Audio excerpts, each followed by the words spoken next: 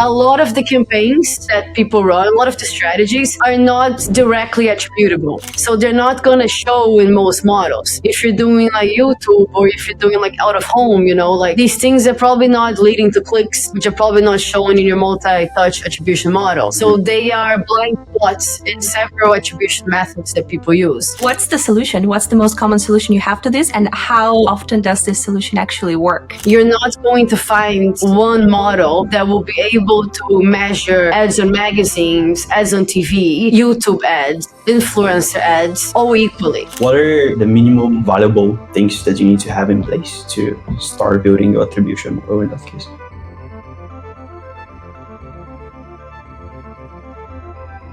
All right. Well, welcome to yet another podcast episode of the TGS podcast. Today we have two new faces. So Dari, who is a performance lead at TGS, and of course, Barbara Galiza herself. Barbara, welcome. Nice to meet you. Thanks for having me. Before we dive in, I do believe that we do need to mention why we're here, right? Tonight we have a meetup addressing the battle with B2B attribution, and I think that's always been a problem for a lot of companies in order to know where to invest and know how to translate those results towards their founding team. So beyond hyped to have you. I can't imagine how lucky we actually got by having you for the meetup and for the podcast as well. Because but let's get real. I'm working in marketing for more than half a decade now, and ever since I've been in there, everyone said, "Oh, attribution analytics, it's always Barbara." So I don't think I need to do a formal intro, but can I really quickly run you? Yeah, of course, yes. Okay, awesome. So as I mentioned, you are a beyond seasoned growth analytics consultant that help numbers of companies, including WeTransfer and Dentsu. Yeah. Okay, awesome. You also have a course that you launch on attribution. Perhaps you can later share a little bit more about it. And you are in almost every conversation that I see happening on the landscape when it comes to the topic of attribution. So a lot of attribution today. I love attribution. Is there ever enough? I don't know. Let's see how I'll go with it. But to kick off the things, Dari, would you like to actually introduce yourself as well, because you're the new face for the podcast? Absolutely. I've recently joined the Growth Syndicate as performance lead. So also dealing with attribution quite a lot, especially managing multiple marketing channels and having the whole media mix. I think it's one of the very important topics these days, and every other days as well. Always something to discuss specifically in the marketing landscape. Dope.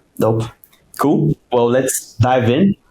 Barbara, why attribution? Why not content marketing? Yeah. I mean, content marketing also needs attribution, right? You still need to show results of content and understand how it's performing. I think, I started my career doing growth, and I always very much like data. And I think the biggest question when it comes to growth data and marketing data is, what's working, what's not working, where do we put more budget in? And at its core, it's an attribution problem. So it's a big, hairy problem, and it's fun to tackle. It is, though. Yeah. It is, but how do you came across it? Like, what made you to, nobody's born an attribution marketer or focusing on attribution. Yeah, I mean, I would like to not think of myself as an attribution marketer. I think I was always, I started my career in growth 10, 12 years ago, perhaps something like that. And I don't think I knew the word attribution then. I was just, running campaigns, running different channels, trying influencer marketing, trying referrals, trying offline events, and needing to understand where should I spend my time in. And attribution is that. And then, over the years, I've doing more and more work that is between marketing and data.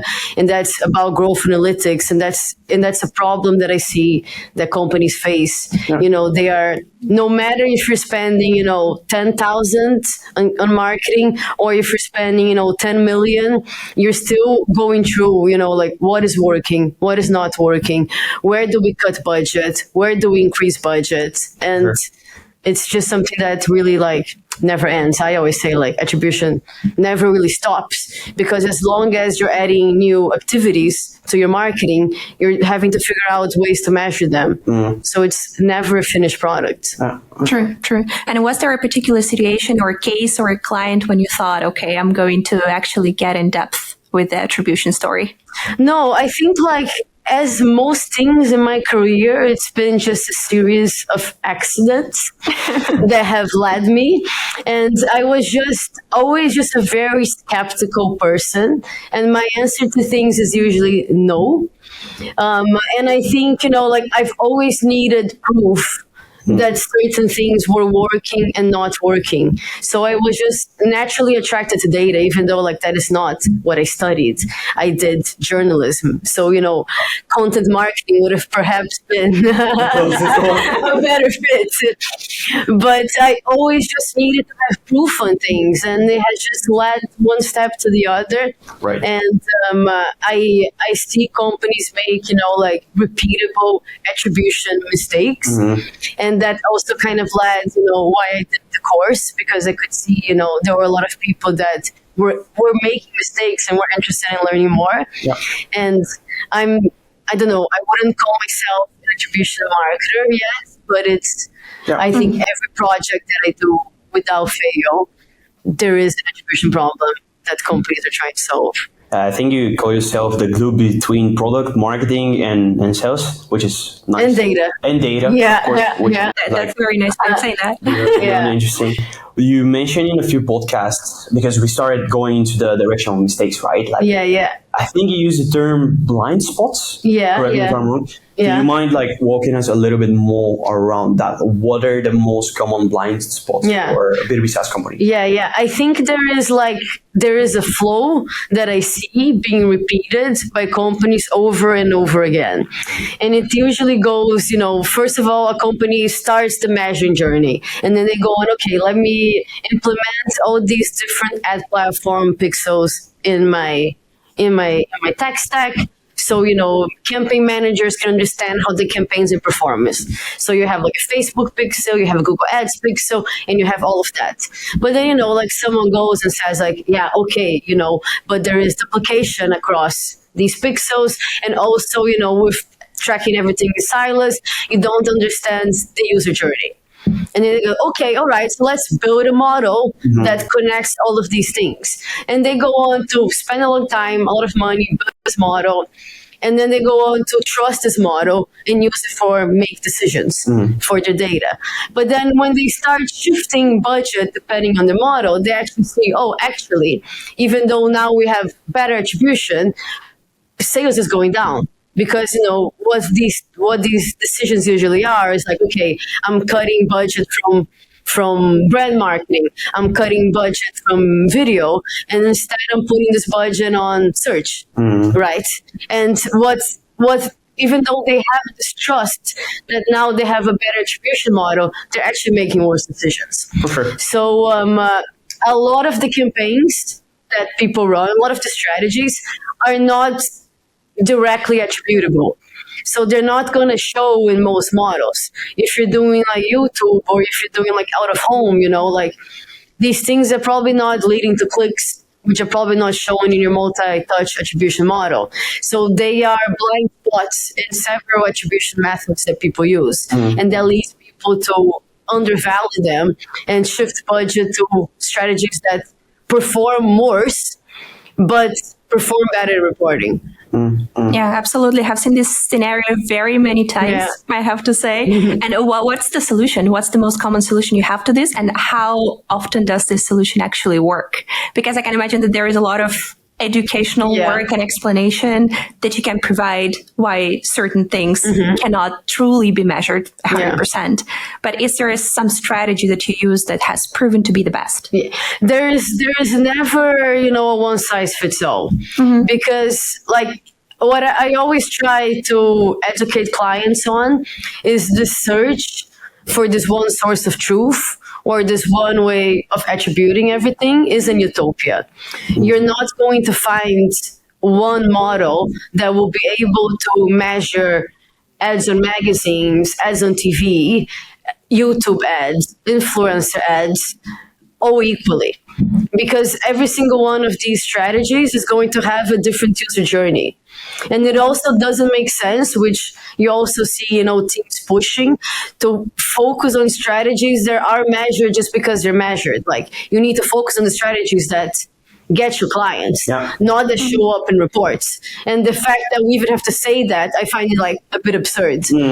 But, each strategy needs to be measured in a unique way. And that can be, and then in the course that I teach, I do cover different attribution methods that can be used. But, something in a magazine, it could be perhaps a voucher. On something on YouTube, you could have like an incremental test where you run YouTube on just a certain geo, and then you use that data of the geo to extrapolate and add it to other channels. For something like influencers, it can be like self-report attribution, or how did you hear about us, where you're asking customers, where they like something to track, like a referral code, or a combination of a referral and an MTA. But basically, every channel has a bit of its differences, and you need to be aware how these different forms of attribution work. So when you're thinking about a strategy, you're also thinking about, okay, how am I going to be able to measure this? And perhaps it's not going to be a perfect measurement. You're never going to get a good measurement as you get with paid search. And I think that's just something that, we need to repeat to people. Like, paid search is a perfectly measurable activity, because everything starts with the tracked click. And you're not going to find any other marketing strategy that is as measurable as that, because most marketing strategies don't start with a tracked click. So you can't really, get all that view. So it is just going back to clients and looking at their marketing plan, looking at what they're running, and looking at strategy per strategy. How can we understand how that's performing? Yeah, absolutely. There is, I think, the gaps. You can also call it like the dark funnel. It was popular last year to talk a lot about the dark funnel initially. That are happening. The Chris Walker. Exactly. Question to actually both of you, because obviously we as TGS and you, like Barbara as a consultant, have this perspective as an external, which drives way more authority to the table when you come to speak to founders and CMOs and whatever. So I'm curious, how would you go to persuade your major stakeholder internally, your team? So let's say you were CMOs trying to persuade the CEO, or you were a growth lead trying to persuade the CMO.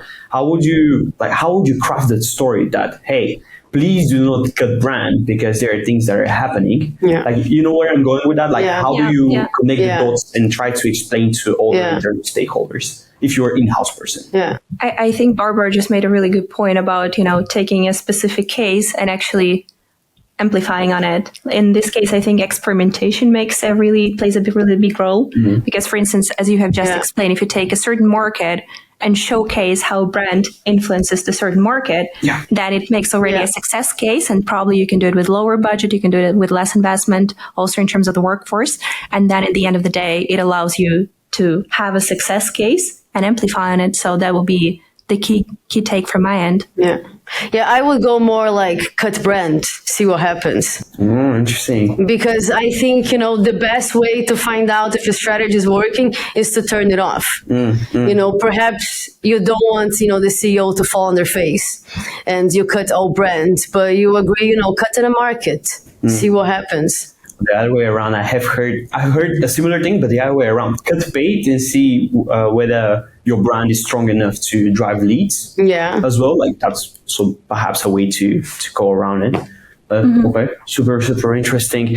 If to like get even more actionable, right? Let's say that you were trying to build an attribution model from the scratch. Obviously, I have a few points for the attribution triangulation that you mentioned, but I want to maybe incorporate those 2 points. Thanks for the tip, by the way. But how would you go for building that process as an internal? Yeah, I would go, like, what is it that you want to learn? I would put in that question first, because you can easily, go quarter after quarter trying to refine a model to be close to perfection without actually having many proof points that it's working. So I always try to, make clients think smaller and think about what is it that they actually want to achieve with this data. Whenever a client asks me for any data or any report, I always like to start with a hypothetical. Okay, let's say I build this report, and then these are the numbers that you see. What do you do? Because a lot of the times they'll be like, oh, okay, then I have this question and this question. I'm like, okay, then this wasn't what you needed, was it?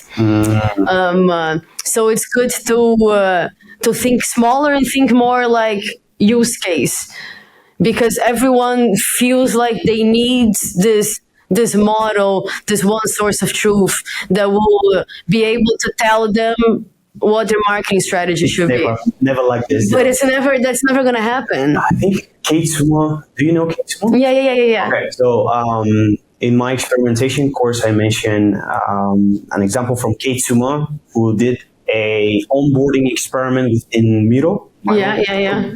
And what happened in there was that she got beautiful results, but when she initially went to do user research after the test itself, everything was wrong. Like the test was inconclusive, so data did not tell the full picture. That's where I'm going to. That's where I want to go. How often do that happens to you? Yeah, I think you need to repeat a bit. Give a bit more. Like what kind of test did you do, and why was the data inconclusive? I think I need a little bit more time to explain it. Yeah. But I'll just shoot the question: how often does a few experiments that you ran in the past happen to be inconclusive in that case?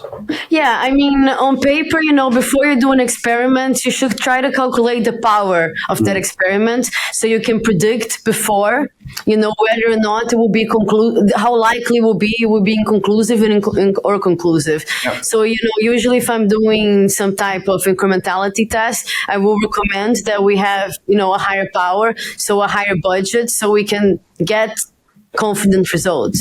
But an inconclusive result is also a result. It's false. No, it's still learning, right? Like, yeah. At the end of the day, that's why you make a hypothesis. So. Yeah, absolutely. And if there is a B2B company that's currently working on setting up the whole attribution play from scratch, what would be the key advice that you would give? Yeah, I think my key advice would be, don't think about attribution. Think about what you want from the data. Because, also something that I see a lot is there is a difference between data that's used for analysis and data that is used for activation. So, perhaps, setting up attribution events for like an ad platform is not necessarily going to be used to get insights, but it's going to be using to feed the ad platforms with the right data signals, so they know who's converting, so they know who's valuable. And if that's what you want, then implement that. If you want to understand if a strategy has worked, then look at the strategy you're running and assess what's the best way to measure that. Never search for attribution just for the sake of it. That is a rabbit hole that you're never going to get out of. I think we talked about it before the podcast, but you also mentioned the articles that you write about metrics that still lean on data. What is a personal example that you recently saw with that one, like marketing metrics being not so valid within the whole story? I think it's not necessarily that the metrics are valid. The metrics are, usually working as they're intended. The issue is that people don't necessarily know how the metrics are measured. So they take it at face value. And I think like if we're talking about like paid search, that's a good example. Okay, you run a Google Ads campaign. It says, there's 30 conversions. Does it mean that Google reached 30 people and convinced them to convert? No. It means that 30 people have, clicked on the ad, and those 30 people went on to convert. And that is not the same thing. And that's the case with, multiple metrics that perhaps people don't really understand how they're measured. Let's say, reach or unique users. That's also a common one. Yeah. What is a unique user? Is it a unique user ID? Is it a unique cookie? What happens to users from the same user across devices? Is that being included in this unique user calculation? So it's important that, we marketers, if we're using data, we take time to understand how that data is calculated so we can make the best decisions. It doesn't mean there is a lot of, it's the case of our industry, we go a bit too much to one side or the other. There is this pushback, don't use data. I'm data driven and I take all the data. None of it is particularly it. What's important is that, you're using data, you understand what data you're using, how it's measured, and then you decide, for which situation, which data points to use and why. Yeah. A question on this from my side.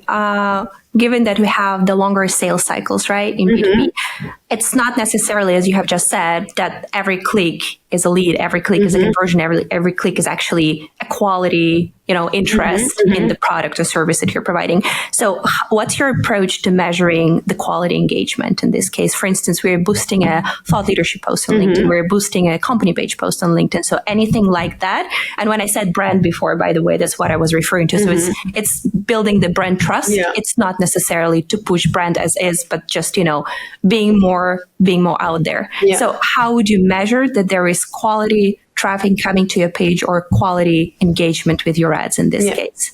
Yeah, so I would again try to make a distinction between the data for the reporting and the data that you're using to analyze the performance of the campaigns. If you're trying to tell the ad algorithm, who are the valuable leads, then perhaps you can set up, a flow where you're immediately grabbing an email and then you're doing a lead scoring calculation and then you're passing that to the algorithm. You can also do visitor scoring. So that's also something that's possible. So based on, the engagement on the site, perhaps they visit the pricing page, perhaps they download a white paper. You also rate this visitor and you can, store it in your backend, but you can also pass it to the data platform. If you're trying to understand, for insights, the overall performance, obviously, if you've gathered the leads, you can look at their lead quality. So that will be good. But if you haven't, collected those leads and you just have visitor information, then it becomes more complex. LinkedIn, for example, there are some features where you can see which companies have seen your ads. So it's kind of hidden in the ad reporting, but you can see, which companies saw your paid ads, which companies saw your organic ads. So you can use that to cross-reference with your first-party data and later on understand, did these companies come in and were attributed as inbound, as direct? We do see that they saw, 5,000 views of a post. So that can be a good indication, or you can turn it off. Yeah. And that is always... that is true. Oh, the revenue attribution report, I also find it's a very powerful tool, but sadly, I don't see it being set up in a lot of accounts that I audit. And that's such an easy game changer that you can implement. But something that's indeed hidden. And there are, there are more tools now coming along that aim to, connect this B2B journey. They're specific for that. So that's always a good approach. I personally, I always like to be able to audit attribution. So I find it important to understand which touch points are getting the conversion and why. And sometimes with these tools, you don't get that visibility. But, depending on what you find important and how much you spend, then, that is fine. Yeah. There were so many questions recently that I came across when it comes to the scoring system. How do you go for it? What is not the magic formula because there is no such thing, but like what's your approach when it comes to these lead scoring process? Yeah. There's so many people that run ABM at the moment. No, it's super vague, especially since sales would most likely attribute a different way to a certain account based on the deal size, perhaps. So how do you go with the lead scoring system? Yeah, so I'm actually writing an article about this with David Loris, who does a lot of lead scoring for projects. He's got also this MTA company called Channel Attribution. So he's also very much within the attribution space. Okay. But it will depend if you want to use this data for reporting or for campaign activation. And I'm sorry if I'm repeating myself here. But, if you want to use it for campaign activation, data activation, the first question is, do you need this? Because lead scoring, it takes work. You're going to need to have most likely server side. You're going to need to do these calculations on a database. You're probably, going to need to handle data from multiple sources. So it's not a simple endeavor. And if you think it is, please stop looking at it because it's going to take time. But, if you're a company that has a long sales cycle, so you know that your conversion is never going to occur within the look back window of an ad platform, which is 30 days. And you're a company that has, very big ARPU variation. So perhaps, you have certain customers with a very high LTV, some customers with a very low LTV, and you need to tell the ad platforms, for this customer that's worth to us 20,000, I'm fine with paying more than $3 a CPC. You don't want to have a roof that is based on a CAC and that is valuable. That's the same for everyone. For every account. Indeed, yeah. And, I always say with everything, start small. Usually, if you're B2B with a long sales cycle, you're probably already doing some type of enrichment already with Clearbit, with Clay, with one of those tools. You can start with one source to score the leads. And then later on, you can load more and more sources, website activity is also a very good indication. So perhaps you compare, the firmographic information you gather from Clearbit with information on the user from the site, like did they visit the pricing page, how many sessions have they had, and then you can put that all together to build this lead score. Exactly. The tip, by the way, to put unique tracking behind your pricing page is actually super wise. I think there are a few tools I forgot the name. But there's a website page visitor tracking tools I can't name right now on top of mind. But initially, I heard someone running an experiment with it together with their sales team. They just run pure, they focus on the pricing page to track specifically how many people from that same company will go there. At some point, they capture 5 accounts and in a week time, they're okay, there's super warm. They just go, deal close. There you go. So super, super great advice. Good example. In that case, do you have one or should I?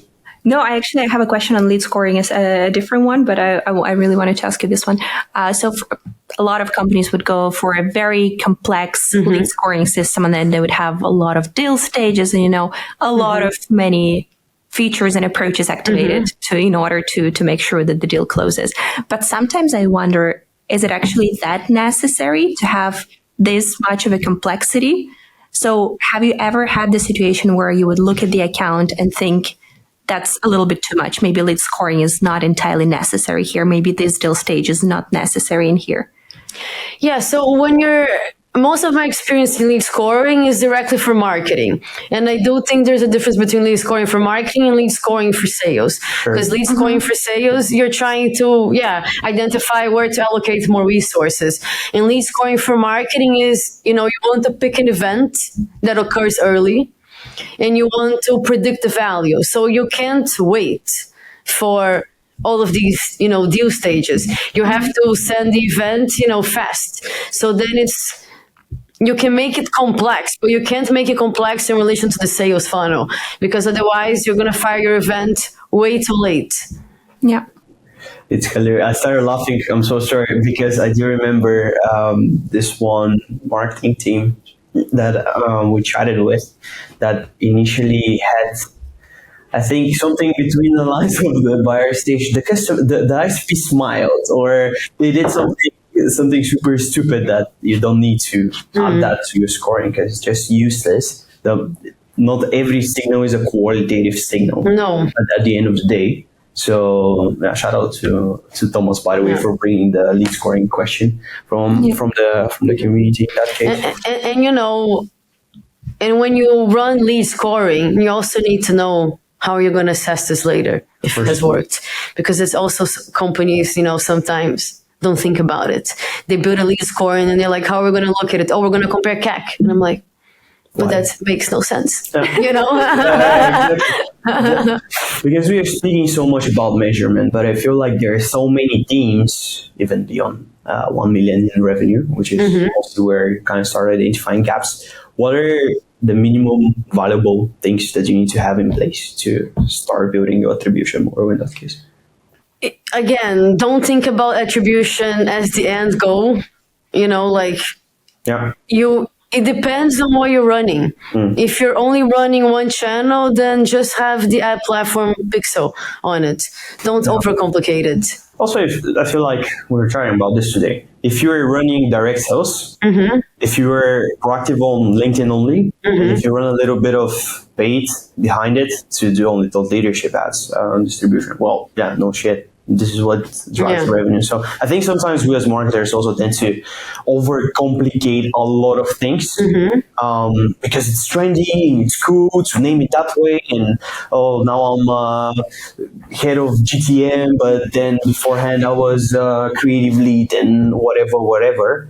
Is there a case where you saw this person really overcomplicates it? I think it's difficult for marketers because, you know, we're in a situation where we always have to prove value. And, you know, when you're always having to prove value, then you're searching for the numbers to prove value. And there is pressure often from finance, there is pressure from other teams that you're in the situation where you need to show that you deliver. And sometimes showing that you deliver and you deliver are not the same thing. For sure. Question, another one, but okay. Go. No, go ahead. I just want to mention discovery, not the discovery. Yeah. Person. So you've mentioned that different channels require different attribution approaches. So, for instance, if you have a situation when a client of yours would ask you, "I need a single source of truth for my data," what would be your most go-to solution? I'd say there is no single source of truth. If you have a single source of truth, then you're saying like, I want these channels to measure and these channels not. You can have a single source of truth if you have a single source of acquisition. That is true. You know?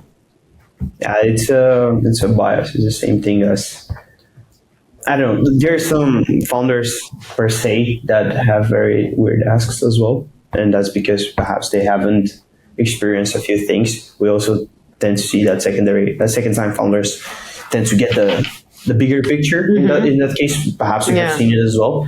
Because they failed to try, they know, okay, I'm going to bring that to the next one. Before maybe moving to the next section, I just wanted to cover something really quickly. We see a shift happening on the market at the moment where the role of the CMO is changing towards owning more of the revenue parts, you know, doing more product work, aligning with sales. And I'm just curious, like, what do you see that shift also happening simply because we're being put in a cage for, marketing also should now own revenue, or what's your take on that one?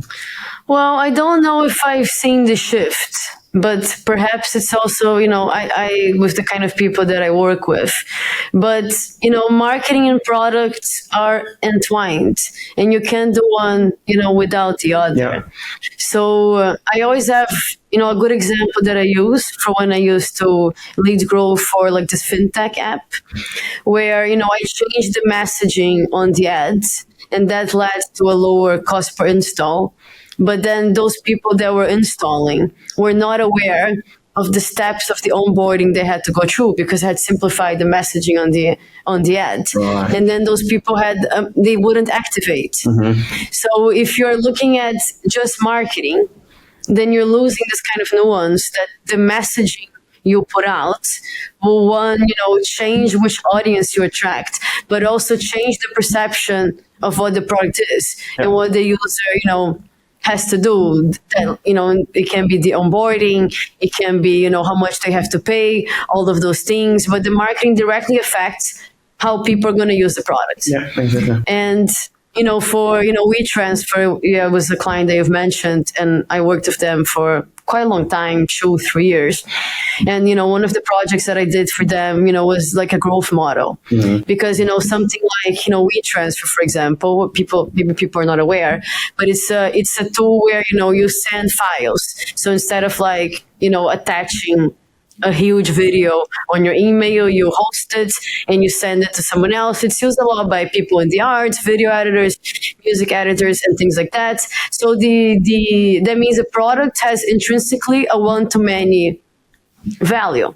You acquire one person, but that person goes on to send files and they go on to introduce WeTransfer to others. So if you're only measuring marketing based on the value of the one user that you bring in, then you're losing the impact it has within the product that is actually bringing more and more people through. Yeah. So, one of the things that I did for them was a growth model to calculate this long-term impact of the one-to-many aspect in the ROAS of the campaigns. Yeah, but I think the success behind that growth model indeed happens thanks to the fact that you managed to look into the product as well itself.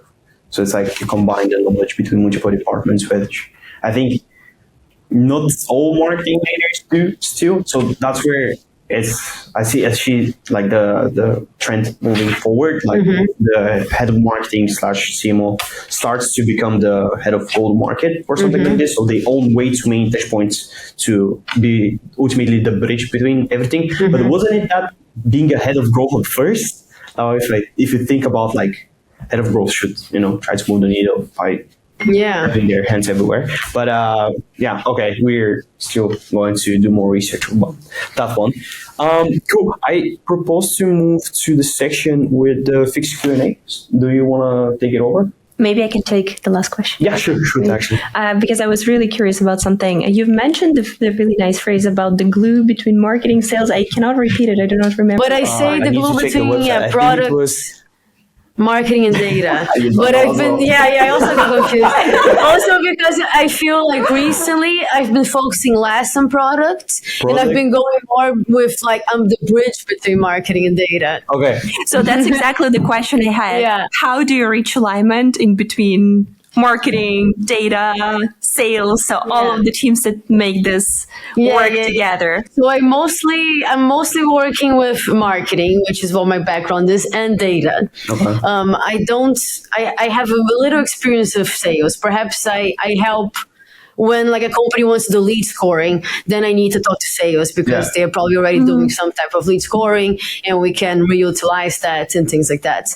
But marketing and data are both very interesting teams because, data doesn't really know what marketing needs and marketing knows what they need, sort of, but they often don't know how to communicate or how that translates to what's actually possible technically. Yeah. So I find that, if these two teams are not very well aligned, then you lead into situations, like I said, where the data team is working on this very complex attribution model, and then they build it, and then they say, okay, everyone now use this, and then the person that runs, brand marketing out of home goes but come on, I what am I supposed to do here? Just to add to that one, I think it's not only the fact that they don't know the technical or the pro capabilities, but also is the fact that sometimes whenever you're not familiar with the function that is across the room, you cannot communicate in the same manner. Example, I used to be a founder, and I had a very technical CTO that did not manage to get the full picture. So I needed to, find a way how to talk to him in his own language rather than trying to explain in marketing terms, because that's just how we work with. It's like two different worlds. Yeah. So you gotta know how to talk to everyone. So this is within your team as a marketing lead. For instance, I can be very direct with Dari, but I cannot be direct with other people because I don't know, cultural boundaries, whatever. So the same applies for the different departments, I think. Cool. The Q&A?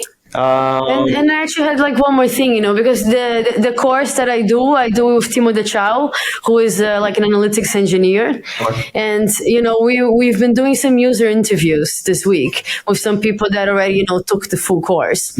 And then, Timo had a fun story. He said that, back, when he used to work at companies, he was responsible for building a few like attribution models.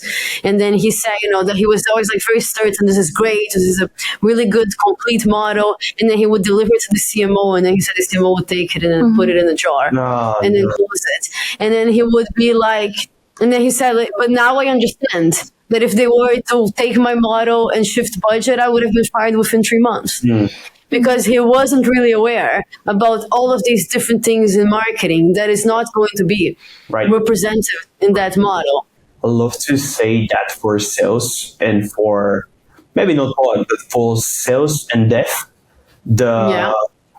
the numbers go 1-to-1, like the ratio goes 1-to-1. Whatever it's on the paper is on the paper. And whenever it comes to products that needs to do with emotional states of the market and marketing, which is like dealing with all the dark funnel, touch points, etc., it's 1-to-many. So 1 to endless ratio of touch points or things, and how everything ties back to this one thing that sales and development see. Okay. Cool. Time is advancing, so I propose us to move to the next section, which is fixed Q&A. So it's one question, and then just gotta try to answer as far as possible. Okay. So what's a controversial opinion that you have about marketing measurement that most people would disagree with? I think most of the things that I've said here, people would disagree with. Kind of controversial, yeah. Okay, so we leave it to this. Let's run it again. Okay. What would you say is the future of attribution? Yeah, I would say, hopefully it's this, channel by channel basis, looking into things in silos and trying to understand if they have worked. And hopefully, we'll put this one source of truth in a drawer and we will stop trying to find this utopia and we'll accept that some things we don't know. That's fair. It's pleasing to hear. It's super calming initially to know that there are a few things that it's okay to not know to the fullest degree, because there's some people just want to, like, including myself, like I'll be quite honest for that one. If I can master something, I'll dedicate like a lot of time towards that.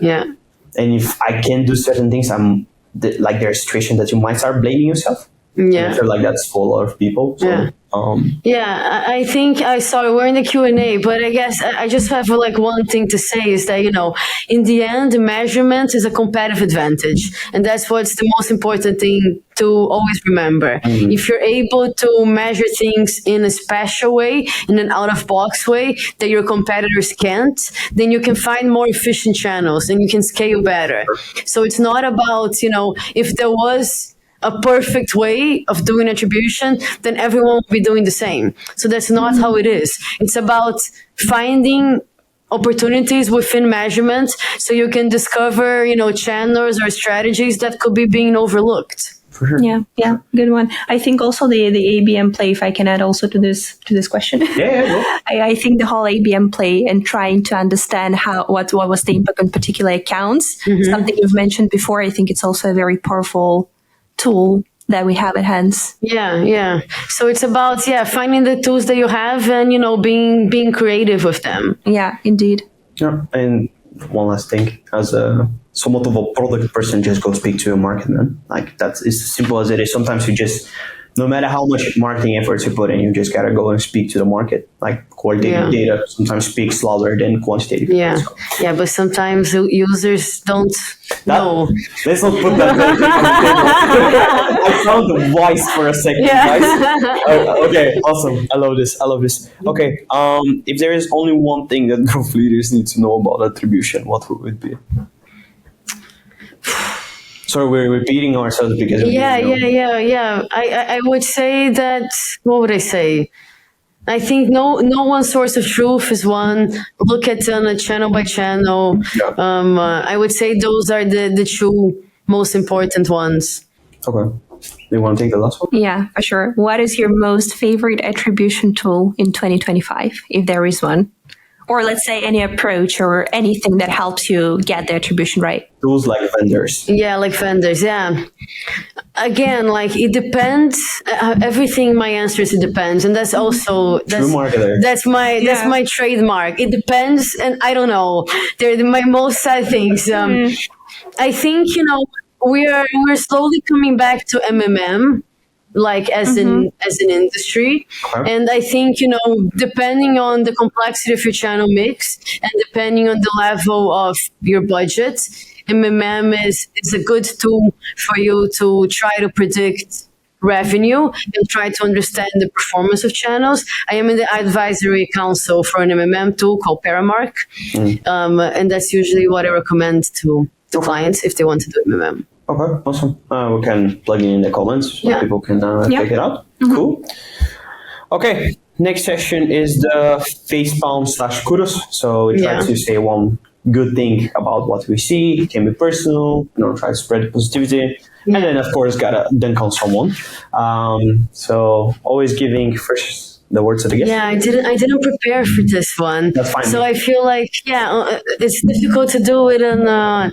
I've done a lot of work this week on the Attribution Masterclass, the course that I've been organizing. Okay. So where I'm looking into perhaps doing another course on data activation for paid campaigns. So like what data signals you can use to optimize campaigns. And that has given me energy because I've just done this Attribution Masterclass was my first course and it was fun.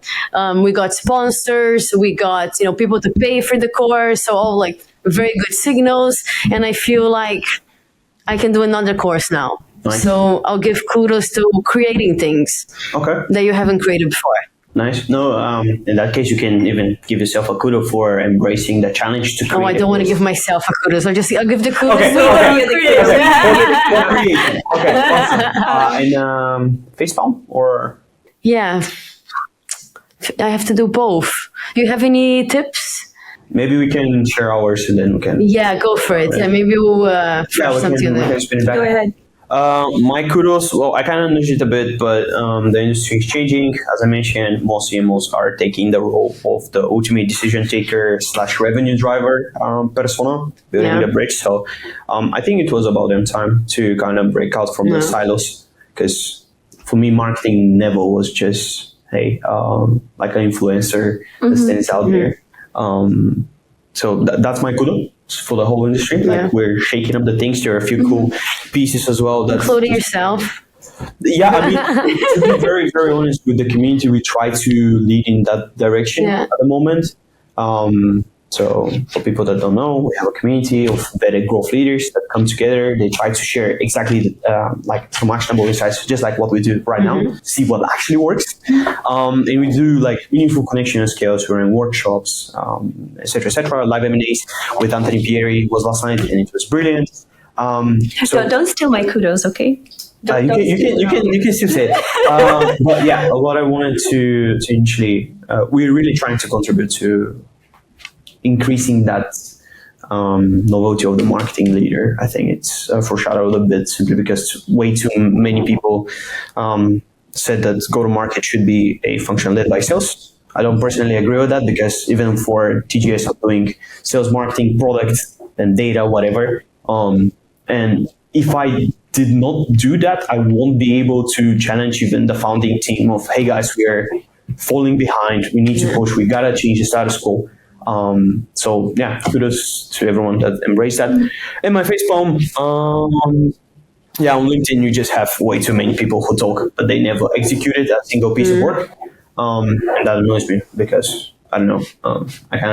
You can smell sometimes BS from far. And yeah, I think we need more action, less fluff in that case, and less comment to steal my framework in my opinion. Yeah. Although I've done that and it's worked terribly, like terribly as in very well, and now I don't know what to do with my life anymore. You repeat it again. Yeah, I don't know. Yeah, I am torn. I also think it's absurd, but then I got like 5,000 followers from it, and I'm like, what do I do?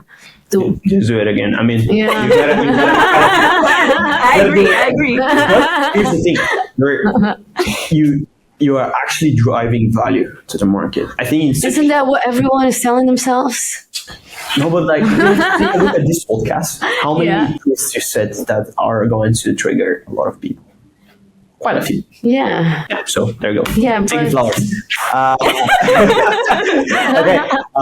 Sorry. Yeah, for Kudos, as I have just said, you've probably stolen something that I had in mind, but actually I wanted to give my kudos to community, because everything that Georgie and we as PGS are building, it's really refreshing to share perspectives with people who are in the same boat with you and face similar challenges, and even being in this podcast here with you and listening to what you have to say. It's great to be able to validate what you think, but you might assume that someone else would know better. And I think it has a lot of power, and that's why I'm really, really grateful for the community and both online, offline events. It's just great to connect to your peers in the industry. There is just so much beauty in that, being surrounded by other people that are super senior. Because as I mentioned, like, I'm struggling with this thing, and Barbara comes in, Georgie, you're stupid. You actually don't need to do it like this. Boom, there you go. And Yeah, I just keep on moving the needle. So it's comfort, feeling of comfort. But also, we're focusing on challenges, but also there are a lot of solutions that you would not think of, but someone else thought of and would be generous enough to share and to ease your life. And I think this is just great. Yeah, that's all on LinkedIn. Okay. Yeah, facepalm? Facepalm off. I'll say something simple. I really don't like when people share personal life on their LinkedIn timeline. I think that's too much. So let's keep it for professional updates. You didn't post any gym pics, right? Any what? Any pictures from the gym, from the fitness? Oh no! No one needs to see that. That would be 10,000. Not on Instagram, not anywhere. Okay. But a question of taste. Yeah, that's fine. Do you have inspiration for it, or it's fine, we can skip it? What, the facepalm? For the facepalm, yeah. Yeah, I think I guess my facepalm would be, a lot of these tools for marketers, like ad platforms like Facebook ads, Google ads, all of that. It doesn't look like they're actually building this with marketers in mind. And sometimes you want something basic, like I've been troubleshooting tracking for a client, and I want like a simple report with a field that just should be available there. Yeah. But then they make it very complex, and you need to get an API key, and you need to request that. Yeah. And these tools are, and that's also something that we need to remember as marketers, they're not built to serve us, they're built us to get our money. So. Good one. I actually talked with another head of marketing. Last thing I swear. Hey, it's your podcast. You can talk for as long as you want. Yeah, but this makes one to do something else, perhaps, or get some more actionable stuff. There are way too many LinkedIn tools that just doesn't get the work done for outreach. For what? For outreaching. They're just. I'm just going to leave it like this. I don't think there is a single very extremely good. Like I tried almost all of them. Yeah. Living as it is, no names, nothing. Okay, cool. Final section. We're not going to have a LinkedIn post today because we already covered it a lot. So the rapid fire section is super easy. Is that not it just now? No, that was Q&A. Okay. Yeah. Okay. This is just to wrap it up. Yeah. A few questions, and you do need to say option 1 or option 2. Yes or no, so super short and rapid. Okay. In that case, Dara, do you want to take it? Or? Can I say it depends? No. I say yes. Doing the fun. Okay. So server-side tracking versus client-side tracking for B2B marketing. Yeah, it depends. Okay. Zero-party data, aka speaking to the market, or you use predictive modeling. You use predictive modeling. Yeah, I'm gonna be very bad at these questions. No worries. I think perhaps we can't, honestly, because this is also like an it depends option, because it depends on the use case and what. Yeah, I'm terrible at this. Sorry, Georgie. That's fine. Is traditional marketing funnel dead or just misunderstood? Oh, I like that one because it's not an or option. No, I think that the traditional marketing funnel still exists in a way, and it's good to have these exercises for us to figure out how to structure our campaigns and our strategy. Does it mean that, every user is going to go through awareness, consideration, conversion? No, but it doesn't make it, less helpful for you to understand that, some initiatives you're using to reach new people and some you're using to convert those who already know what you do. Yeah. Is there any particular marketing metric that B2B marketers need to stop obsessing over? What metrics do B2B obsess over, would you say? That's a good question. Can be any of those. I feel like it's it depends question. Yeah. Regarding what Everything metrics. is dependent question. Yeah. I guess I don't know, because I guess it would depend. I know there's a lot of obsession with like MQLs, and perhaps that's not the best. Also pipeline, but I also think there's a value on scoring leads, so you can understand value and all of that. So I'm just very bad at this section, I'm afraid. No, you're doing great. Just 3 last questions. Yeah. And then we finish, we promise, because there is a meetup as well. Marketing mix modeling, yes or no for companies that are under 10 million in revenue? Yeah, you can do it if you've been spending under 10 million across multiple channels and for at least 2 years. Okay. Can AI solve attribution challenges, or does it just create the new ones? No, we can't solve, because in the end, how will AI know if the reason someone converted was because they saw an ad? Sometimes even the person who saw the ad doesn't know. So, but I think it can make other things easier. It can make implementing server-side tracking easier. It can facilitate the implementation of certain. It can make the cleaning of the data from MM models easier, but it won't be able to. Yeah. To do it. Solve. No. And I think also with AI, it knows as much as you feed it with. So if you feed it with the wrong data, not a surprise. But I've been seeing AI being used for a lot of valuable like attribution use cases. I had a client the other day who's been using Gong recordings, Gong, to get it from the calls if the lead has mentioned where they found out about it. So it's a way to, scale self-reported attribution without having to put the form. Is it going to solve? No, but it's another valuable data point that would have been because it's something that I've tried to implement before. You ask the sales reps to, click a tag to say this person came from Google, but they often don't. So you see, this is good. That's actually a really good tip. Yeah, it's a great thing. Yeah. Lastly, are you positive or pessimistic about the future of attribution? Good question. I think I'm overall, I am positive. I think we're a bit more aware on the gaps of click-based and click tracking attribution. And the fact that, we're having this conversation and we're having a meetup on it, to me shows that we've become a bit more aware of all the complexities on it. And I think that is a positive thing. Yeah, then we're wrapping up on a positive note. Yeah, we're wrapping up on a positive note.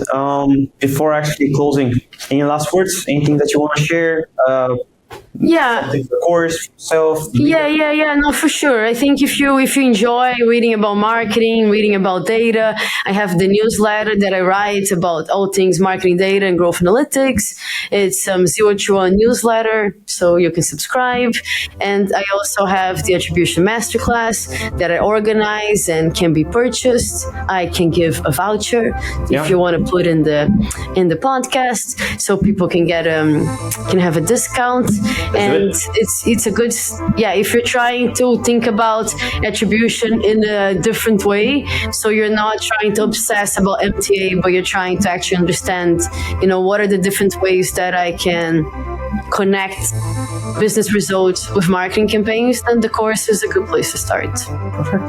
Well, that's put an end to the episode. Yes. Barbara, thanks a lot. Thank you so much. Thank you so much. See you in the next. Yeah.